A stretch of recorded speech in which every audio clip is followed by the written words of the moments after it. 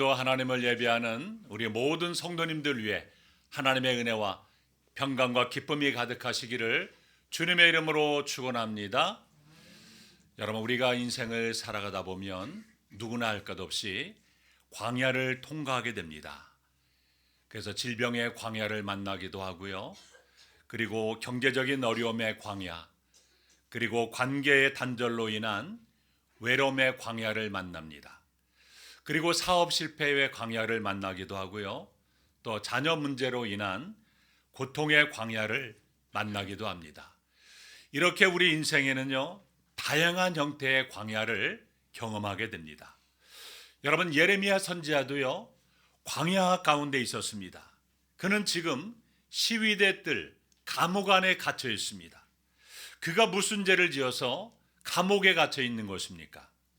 그는 단지요, 하나님의 말씀을 정직하게 전했을 뿐입니다. 바벨론의 침략은 하나님의 징계이기 때문에 항복하라고 했다가 매국노로 몰려서 감옥에 갇혀버리고 만 것입니다. 하나님의 뜻대로 살았는데 하나님의 말씀을 전한 것뿐인데 오히려 감옥이라는 광야를 만난 것입니다. 여러분, 우리 인생이요, 포로 생활 같은 힘든 광야를 처했을 때 광야를 믿음으로 이겨내기 위해서 가장 중요한 것은요, 바로 기도라는 것입니다. 여러분, 우리가 광야 속에서도요, 우리의 마음이 무너져 내리지 않고 마귀의 거짓말에 흔들리지 않는 길은요, 우리가 하나님 앞에 기도하는 것밖에 없습니다. 그래서 나의 시련에 담긴 그 하나님의 기쁘신 뜻을 분명하게 알기 위해서는 우리가 기도하는 수밖에 없습니다.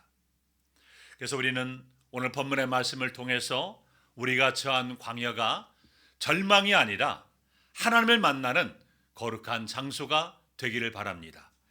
그리고 그 광야에서 부르짖는 기도를 통해서 우리가 알지 못하는 크고 은밀한 하나님의 계획을 발견하는 놀라운 은혜가 임하시기를 주님의 이름으로 축원합니다. 첫째로 하나님의 약속입니다. 우리 예레미야 29장 11절에서 13절 우리 다 함께 한번 읽어보겠습니다. 시작. 여호와의 말씀이니라. 너희를 향한 나의 생각을 내가 아나니 평안이요 재앙이 아니니라. 너희에게 미래와 희망을 주는 것이니라. 너희가 내게 부르짖으면 내게 와서 기도하면 내가 너희의 기도를 들을 것이요 온 마음으로 나를 구하면 만나리라. 여러분, 하나님은요, 예레미야를 통해서 포로된 이스라엘 백성들에게 약속을 주고 계신 것입니다.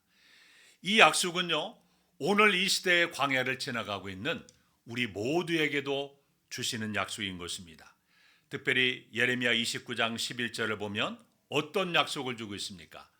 11절에 보면 너희를 향한 나의 생각을 내가 아나니 평안이요 재앙이 아니라 너희에게 미래와 희망을 주는 것이라고 말씀합니다. 여러분, 이 말씀은요, 바벨론의 포로로 붙잡혀간 이스라엘 백성들에게 주시는 말씀이지만 동시에 인생의 광야를 지나가고 있는 우리에게 주시는 하나님의 약속인 것입니다. 여러분, 특별히 여기에서 우리가 주목해야 할 것은 뭐냐면요, 너희를 향한 나의 생각을 내가 아나니, 이 말씀입니다. 하나님은요, 우리를 향한 계획을 갖고 계시다는 것입니다. 그런데 그 계획은요, 우리가 아는 것이 아니라 하나님이 아시는 계획이라는 겁니다. 우리는요, 눈앞의 고난만 보이게 됩니다. 하나님은요, 우리의 그 고난 너머에 있는 회복과 축복을 이미 다 계획해 놓고 계십니다. 그래서 우리는 현재의 아픔에 막 갇혀 있어서 너무나 막 고통스러워하고 힘들어하고 있지만 하나님은요, 우리의 미래와 희망을 이미 다 예비해 놓으셨습니다.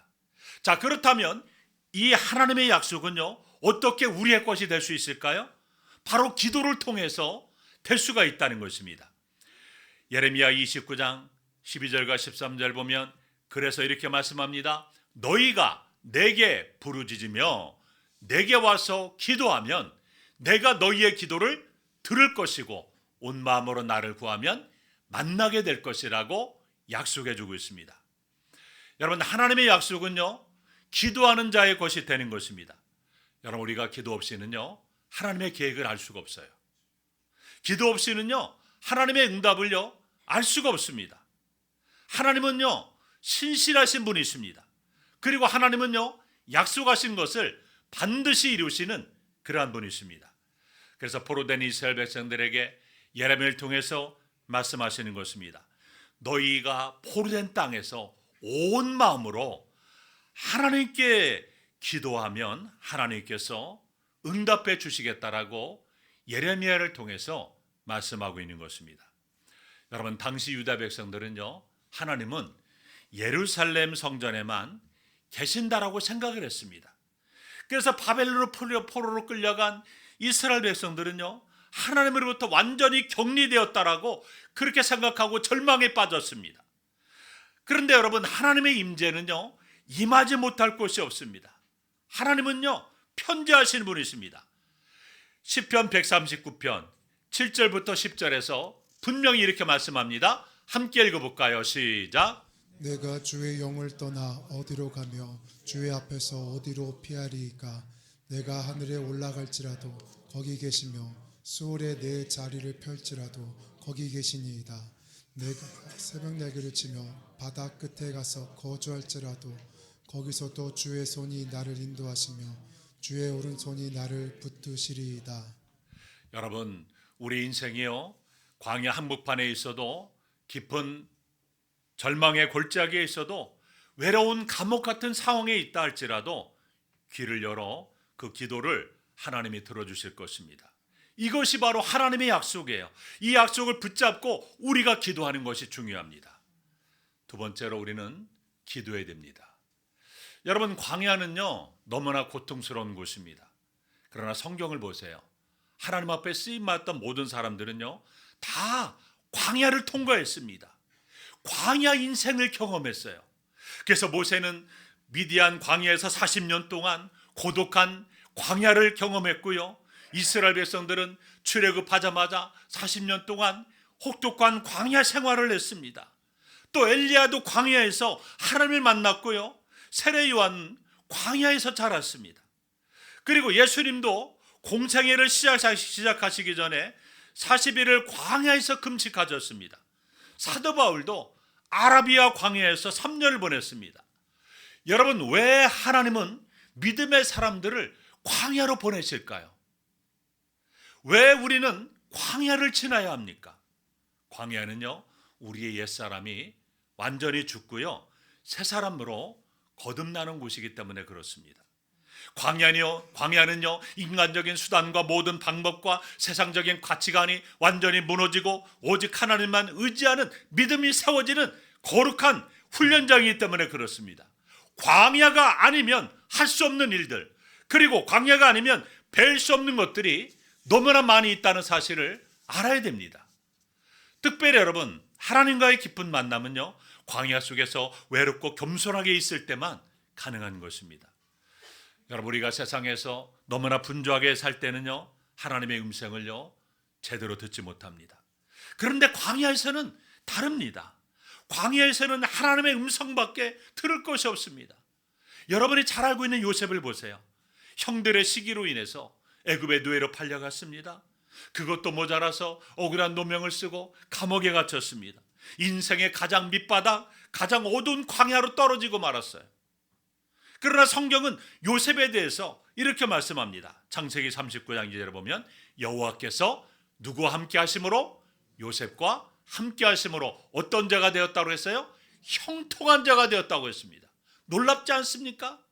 그가 노예 생활을 할 때도, 감옥에 들어가서 생활할 때도 형통한 자가 되었다고 했습니다. 감옥에 들어가서 창세기 39장 23절에 보면 하나님께서 함께 하시니 그를 범사에 형통하게 하셨다라고 놀라운 축복을 받았습니다. 여러분, 실제로 감옥에 들어가서도요, 믿음을 가지고 기도하고 또 건강을 회복하고 주님이 주시는 평안을 누린 사람이 있습니다. 하지만 모든 것이 잘 나가고 있는데도요, 항상 불안하고 도끼가 가득 차 있는 그러한 사람들도 있습니다. 차이가 무엇일까요? 여러분, 하나님과의 관계입니다. 여러분, 하나님과 동행하는 사람은요, 광야에서도 행통하지만 하나님을 떠난 사람은요, 세상의 풍요 속에서도 늘 마음이 불안하고 답답합니다. 하나님은 우리에게 미래와 희망을 주시겠다라고 약속하셨어요. 이 미래와 희망은요, 하나님의 회복을 말하는 거예요. 여러분, 하나님의 때, 하나님의 방법으로 광야를 끝내시고 약속의 땅으로 보내주시는 것을 의미합니다. 여러분, 인생의 광야는요, 영원하지 않다는 사실을 알아야 됩니다. 광야는요, 반드시 끝이 있어요. 그리고 하나님은요, 인생의 광야의 시작과 끝을 다 알고 계십니다. 하나님은 물고기가요, 요나를 딱 집어 삼켰을 때 이미 요나를 3일 후에 저 니느웨 어느 해변에 내려올 때까지 다 이미 하나님은 계획해 놓으셨고요. 요나가 물고기 뱃속에서 하나님께 기도하는 동안에 하나님은 그 물고기를 이미 목적지를 향해 가게 하셨습니다. 마찬가지로 이스라엘 백성들이 바벨론 포로 생활이 시작될 때부터 하나님은 그 포로 생활의 끝을 이미 다 준비해 놓고 계셨습니다. 70년 후에 다시금 예루살렘으로 돌아올 것을 이미 계획해 놓으셨다는 것입니다. 여러분, 우리가 때로는 실수를 해서 들어가게 된 광야를 할지라도 하나님께서는요, 이미 그 광야의 끝을 다 준비하고 계시는 것입니다. 그것이 하나님께서 우리에게 주실 미래와 희망인 것입니다. 그러므로 우리는요, 인생의 광야를 지날 때 우리의 마음이 이 조급한 마음을 내려놓아야 됩니다.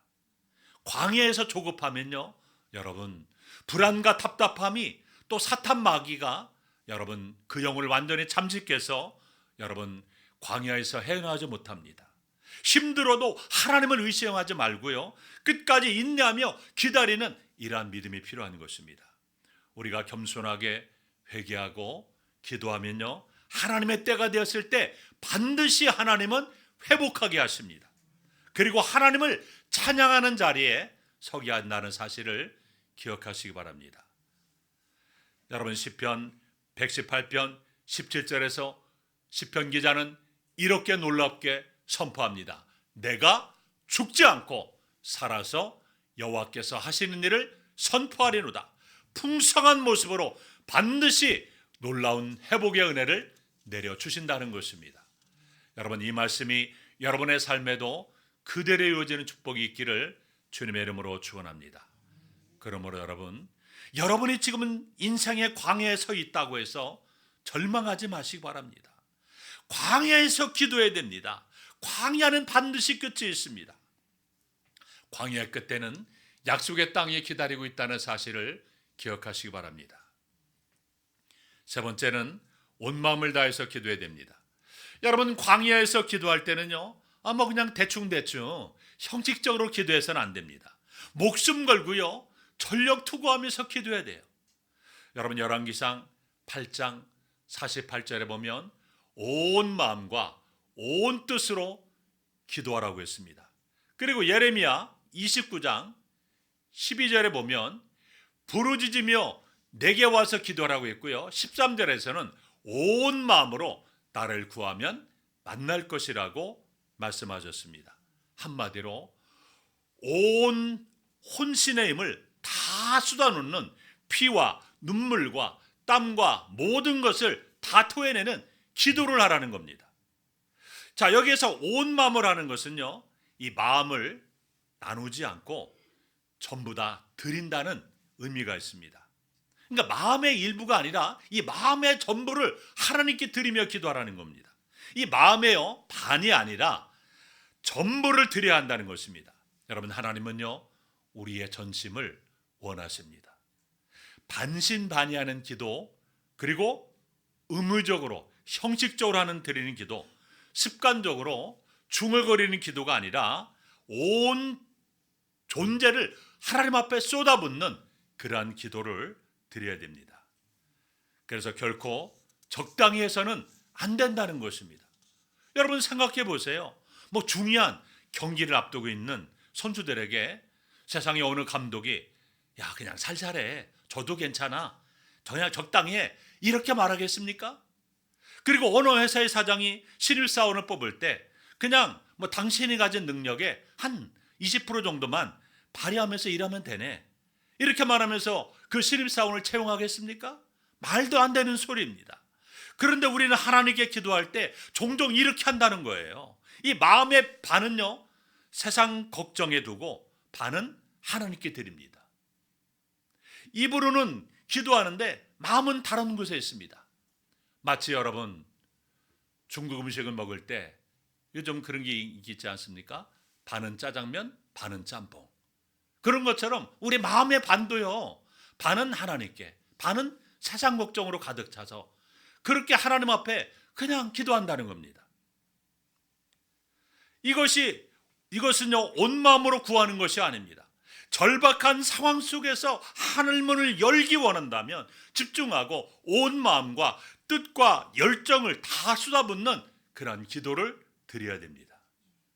여러분, 야곱이 야복 강가에서 하나님과 씨름하며 창세기 32장 26절에 보면 당신이 내게 축복하지 아니하면 가기하지 아니겠나이다라고 그렇게 부르짖었던 것처럼 우리도 하나님을 놓지 않고 매달리는 기도가 필요한 것입니다.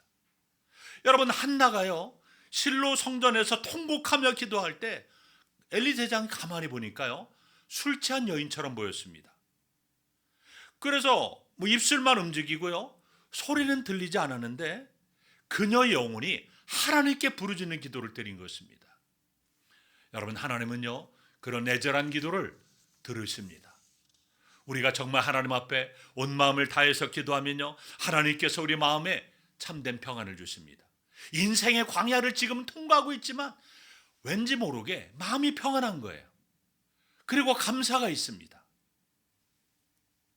그러면서 우리가 기도하면서 마음의 평안함이 오고요, 그리고 고난 속에 담긴 하나님의 계획을 믿고 신뢰할 수 있는 그 마음을 주신다는 것입니다. 그래서 우리는 내 인생을 향한 하나님의 뜻이 무엇인가를 알고 싶어 합니다. 그러나 생각의 방향이 잘못됐습니다. 내 인생을 향한 하나님의 뜻이 아니라 하나님의 뜻을 이루기 위한 내 인생이 되어야 하는 것입니다. 네 번째로, 우리 인생의 광야에서 하나님의 음성을 들어야 됩니다. 여러분, 예레미야가 하나님 말씀을 받을 때 그는 시위대 뜰을 감옥 안에 갇혀 있었습니다. 하나님 말씀을 정직하게 전했다가 매국노라로 몰려서 감옥에 갇혀버렸습니다. 왕과 신하들은요, 바벨론과 저항하여 싸우자고 했지만 예레미야는 그것이 하나님의 징계를 거역하는 것이라고 경고했습니다. 그 결과 깜깜한 시위대 감옥 안에 갇히고 말았던 것입니다. 자, 그런데 놀랍게도 그 감옥에서 예레미야가 하나님의 음성을 들었습니다. 우리 예레미야 33장 3절 함께 읽어볼까요? 시작. 너는 내게 부르짖으라 내가 내게 응답하겠고. 여러분, 많은 경우 우리는 이렇게 감옥에 갇힌 상태, 광야로 내몰린 상태에서 외롭고 힘든 가운데 하나님께 온 힘과 열정을 다 쏟아내는 부르짖는 기도를 하게 됩니다. 그리고 그때 응답하시는 하나님의 음성을 듣게 됩니다. 내가 광야에 갇혀 있을 때 우리는 분명한 하나님의 음성을 들어야 됩니다. 인간적인 모든 방법이요, 다 막힌 광야에서 오직 하나님만 의지할 수밖에 없는 광야에서 하나님의 분명한 음성을 들어야 돼요. 여러분, 광야는요, 어떤 장소예요? 하나님이 말씀하시는 곳입니다. 인생의 감옥, 인생의 광야는요, 하나님의 음성을 듣는 곳입니다. 모세는 광야에서 불붙는 떨기나무를 통해서 하나님의 분명한 음성을 들었습니다. 하나님의 부르심을 들었던 것입니다. 엘리야도 광야 동굴에서 세미한 음성을 들었습니다. 예수님은 광야에서 40일 금식하신 후에 성령 충만하여 나오셨습니다. 그런데 사람들은요, 광야를요 별로 좋아하지 않습니다. 광야는 좋아하지 않은데요, 도시를 좋아합니다.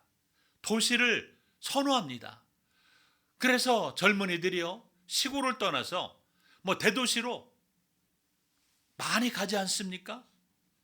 여러분, 도시에는요, 화려한 것들이 너무나 많습니다. 모든 것이 편리하고요, 즐길 만한 것들이 너무나 많습니다. 그러나 도시는 어떻습니까? 이 영적인 분별력이 흐려지기 쉬운 곳입니다. 그래서 하나님의 음성을 듣기가 어려운 곳이에요. 또한 도시는요, 사탄 마귀가 활동하기 좋은 그러한 곳입니다. 그래서 돈과 명예와 성적인 쾌락과 욕망과 권력의 야심이 가득 찬 곳이에요. 그래서 대부분의 사람들이요, 하나님이 없이도 얼마든지 살 수 있다라고 생각하는 그런 곳이 바로 도시입니다. 그래서 이 도시에서 정신없이 살다 보면 눈에 보이는 것으로 모든 것을 판단하게 되고 영적 분별력이 흐려지게 됩니다. 그래서 눈에 보이는 것이 다라고 생각하는 것입니다. 그래서 하나님은 가끔씩 우리를 도시에서 깜깜한 인생의 광야로 몰아가실 때가 있다는 사실을 알아야 됩니다. 하나님의 사람에게 광야는요, 약속의 땅에 이르기 전에 반드시 지나가야 할 필수 코스입니다. 인간의 교만은요, 광야에서만 깨질 수 있기 때문입니다. 우리 옛사람의 잔재, 세상의 허영심과 거품이 광야에서 비로소 다 제거되기 때문에 그렇습니다. 여러분, 하나님은 광야에서 우리를 낮추십니다. 광야에서 깨어지고 부서지고 연단된 사람은요, 그래서 겸손해지는 것입니다. 광야에서 하나님 앞에 무릎 꿇던 사람은요, 세상 앞에서도 겸손합니다. 광야는 의지할 사람도 없고 식량도 없고 물도 없습니다. 하나님이 지켜주지 않으면 단 하루도 살 수 없는 곳이 바로 광야입니다. 광야는 하나님밖에는 아무것도 없기 때문에 기도의 집중력이 높아질 수밖에 없습니다. 기도밖에 할 게 없어요. 하나님만 바라볼 수밖에 없는 곳이 바로 광야입니다. 광야에서 우리는 화려한 수식어가 달린 기도가 아니라 우리의 영혼 깊은 곳에서 우러나오는 그러한 진실한 기도를 드리게 되는 것입니다. 그리고 우리는 그때 응답하시는 하나님의 음성을 듣는 것입니다. 여러분의 인생이 광야로 들어가게 되었다면 너무나 조급하게 빨리 나오려고 하지 마시고 발버둥 치지 마시고 거기서 잠잠히 하나님과 교제하시기 바랍니다. 영혼 깊은 곳에서부터 하나님께 부르짖어 기도하게 되면 하나님의 말씀을 새롭게 듣게 될 것이고 강하고 담대한 하나님의 사람으로 완전히 거듭나게 될 것입니다. 여러분, 광야는요, 저주가 아니라 축복인 것입니다. 광야는요, 하나님의 음성을 가장 또렷하게 듣는 특권의 장소가 될 것입니다. 다섯 번째로, 우리는 인생의 광야에서 하나님의 섭리를 믿어야 됩니다. 여러분, 감옥 광야에 갇혀 있으면서도 부르짖는 기도를 했던 그 예레미야가 기했던 하나님의 약속의 말씀이 무엇입니까? 우리 본문 예레미야 33장 3절에 보면 내가 알지 못하는 크고 은밀한 일을 내게 보이리라고 약속해 주었습니다. 여러분, 하나님은 예레미야에게 크고 알지 못하는 은밀한 일을 보이리라고 약속하셨습니다. 예레미야에게 하나님의 주실 크고 은밀한 일이 과연 무엇일까요? 그것은요, 바벨론에 의해서 나라가 망하고 포로로 끌려갔던 유다 백성들이 70년 후에 본국으로 다시 돌아와 번성하게 되리라는 회복의 약속이었던 것입니다. 지금 예레미야와 유다 백성들의 가장 큰 관심사는 무엇입니까? 과연 나라의 운명이 어떻게 될 것인가? 포로로 끌려간 사람들이 다시금 돌아올 수 있는가? 이게 최대의 관심사였습니다. 여러분, 망한 나라가 다시 회복될 수 있을까에 대한 하나님의 구체적인 응답이었습니다. 여러분, 고난 가운데서 포기하지 않고 기도하면요, 우리는 분명한 하나님의 음성을 듣게 됩니다. 고난 가운데 우리 가운데 역사하고 계시는 하나님의 놀라운 임재와 섭리를 새롭게 발견하게 되는 것입니다. 우리는 고난 속에서 우리가 모르는요, 2차적인 의미, 더 깊은 영적인 의미가 숨겨져 있습니다. 그래서 우리가 인생의 고난을 당할 때 하나님, 나를 향한 하나님의 계획이 무엇입니까? 이 고난의 영적인 의미가 무엇입니까? 하나님께 물어야 돼요. 그러면 하나님께서 기도하는 가운데 또 말씀을 보는 가운데 성령께서 우리에게 그 영적인 의미를 발견하게 하시고 깨닫게 하십니다. 이것이 우리가 알지 못하는 크고 은밀한 일의 핵심인 것입니다. 여섯 번째로, 믿음의 눈으로 그 은밀한 계획을 봐야 됩니다. 여러분, 기도하면요, 우리의 믿음이 커지는데 믿음은요, 보이지 않는 것을 보는 것입니다. 다른 사람들은 보이는데 믿음의 사람들은요, 보지 않고도 이미 본 것처럼 믿음을 갖게 됩니다. 그래서 히브리서 11장 1절은 이렇게 말씀합니다. 함께 있습니다. 시작. 믿음은 바라는 것들의 실상이요 보이지 않는 것들의 증거니. 여러분, 하나님은요, 기도하는 자에게 주시는 은혜는요, 믿음의 눈을 열어주십니다. 그래서 아직 보이지 않는 것들을 포기하십니다. 여러분, 우리가 세상 사람들과 똑같이 눈에 보이는 현상만 본다면 여러분, 우리가 무엇이 다를 바가 있겠습니까? 근데 믿음의 사람은요, 하나님께서 우리의 영안을 열어주셔서 우리가 보게 하십니다. 볼 수 없는 것을 보게 하십니다. 하나님은 우리에게 보여주신 그림대로 우리의 삶을요, 이끌어 가신다는 것입니다. 아브라함이 보세요. 하늘에 떠 있는 수많은 별들과 그 바닷가의 수많은 그 모래를 보면서 많은 자손의 비전을 보았을 때 하나님께서 갈대아 우르를 떠나라고 말씀하실 때 하나님이 지시할 땅으로 갔던 것입니다. 여러분, 우리는 기도하면서 정신을 바짝 차려야 됩니다. 왜냐하면 하나님이 우리에게 보여주시는 것이 있으면요, 사탄 마귀도 세상 문화를, 화려한 문화를 보여주면서 이 길로 가라고 우리를 유혹하고 있기 때문입니다. 여러분, 우리가 성령 충만하여 기도하는 가운데 하나님이 보여주시는 것을 먼저 보지 않으면요, 사탄 마귀가 보여주는 것을 보게 되어 잘못된 길로, 죄의 길로 빠지게 된다는 것입니다. 그래서 인생을 낭비하게 될 수밖에 없습니다. 그러므로 우리는 기도하며 늘 깨어 있어야 됩니다. 기도로 깨어 있는 사람은요, 하나님께서 보여주실 크고 은밀한 비전을 보기 때문입니다. 여러분, 예레미야가 조국이 망해져 가고 있을 때 인간적인 눈으로 보면요, 아무런 소망이 없습니다. 그런데 하나님께서 놀라운 비전을 보여주셨던 것입니다. 여러분의 인생이 예기치 않은 광야에 들어갔을 때 갑작스러운 어려움 앞에 너무나 놀라고 충격이 돼서 해석이 안 될 때, 혼란스러울 때 우리가 붙들어야 할 말씀이 있습니다. 이 말씀을 붙들고 날마다 선포하시기 바랍니다. 우리 예레미야 29장 11절에서 13절 우리 다 함께 읽겠습니다. 시작. 여호와의 말씀이니라. 너희를 향한 나의 생각을 내가 아나니 평안이요 재앙이 아니니라. 너희에게 미래와 희망을 주는 것이니라. 너희가 내게 부르짖으면 내게 와서 기도하면 내가 너희의 기도를 들을 것이요 온 마음으로 나를 구하면 만나리라. 그냥 여러분, 인생의 광야를 만나서 너무나 고통스럽고 힘들면요, 그냥 이 말씀 붙들고 아무런 생각하지 말고 그냥 계속해서 기도하면 됩니다. 인생이 혼란스럽고 외로울 때 그냥 이 말씀을 그냥 붙잡으세요.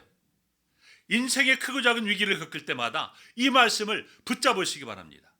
조급한 마음으로 내 앞에 닥친 상황을 막 인간적인 방법으로 막 빠져나가려 하지 말고 하나님의 선하신 뜻을 믿고 기도하며 인내하시기 바랍니다. 그러면 어려운 광야에서도 평안을 누릴 수가 있고요, 하나님께서 넉넉하게 이기고 반드시 승리하게 하신다는 사실을 믿으시기 바랍니다. 만약 여러분의 인생이 지금도 너무나 힘든 광야 속에 있다면, 여기에 담긴 하나님의 뜻을 이해할 수 없다면 이 말씀을 붙잡고 간절하게 기도하시기 바랍니다. 온 마음을 다해서 기도하면 신실하신 주님께서 반드시 만나주실 것입니다. 그리고 여러분이 알지 못하는 크고 인물한 일을, 계획을 보여주실 것입니다. 사랑하는 성도 여러분, 하나님이 기도 중에 보여주실 크고 은밀한 비전은요, 나를 위해 예비하신 하나님의 약속입니다. 여러분, 은혜 중에 은혜는 무엇일까요? 우리의 영의 눈이 열려서 나를 위해 예비하신 하나님의 약속을 보는 것입니다. 이 약속을 보지 못하면 우리는 너무나 조금만 힘들어도요, 헤어나지 못하고요, 그냥 좌절과 절망 가운데 주저앉아 버립니다.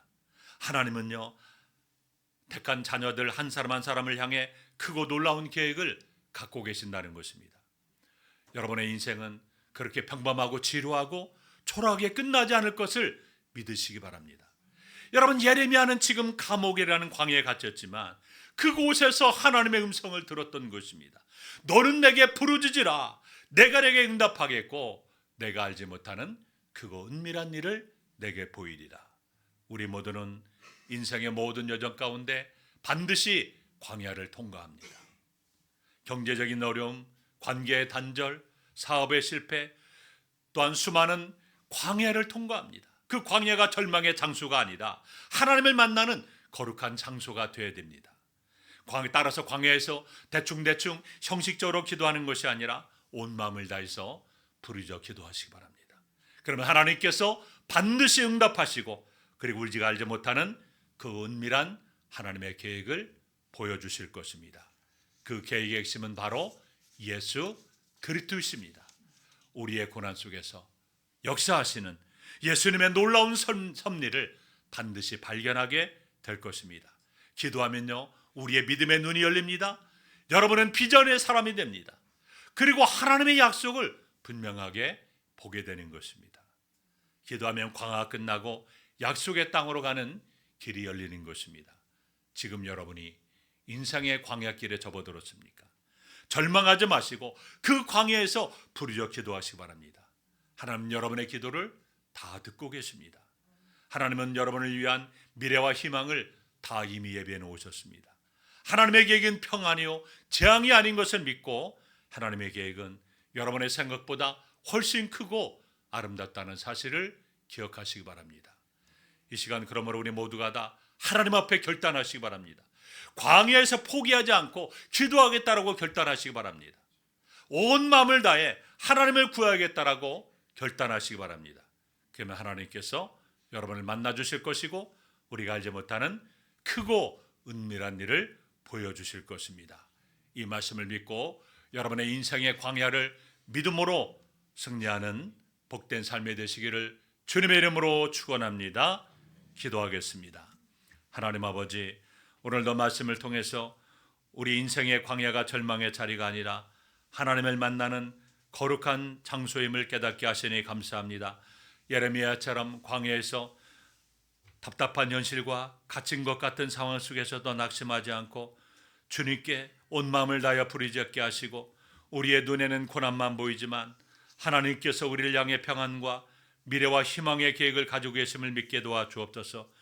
대충 드리는 기도가 아니라 온 마음과 온 뜻과 정성을 다해 주님을 찾게 하시고 우리의 기도에 응답하셔서 우리가 알지 못하는 크고 은밀한 하나님의 뜻을 보게 도와주옵소서. 광야에서 하나님의 음성을 듣게 하시고 끝까지 믿음으로 견디며 순종하게 도와주옵소서. 우리의 모든 삶 속에 하나님의 선한 섭리가 이루어지게 하시고 마침내 광야를 지나 약속의 땅으로 인도하실 주님을 찬양하게 도와주시옵소서. 예수님의 이름으로 기도하옵나이다. 아멘. 우리의 말씀을 생각하면서 광야를 지나며 우리 찬양을 부르시면서 준비한 헌금을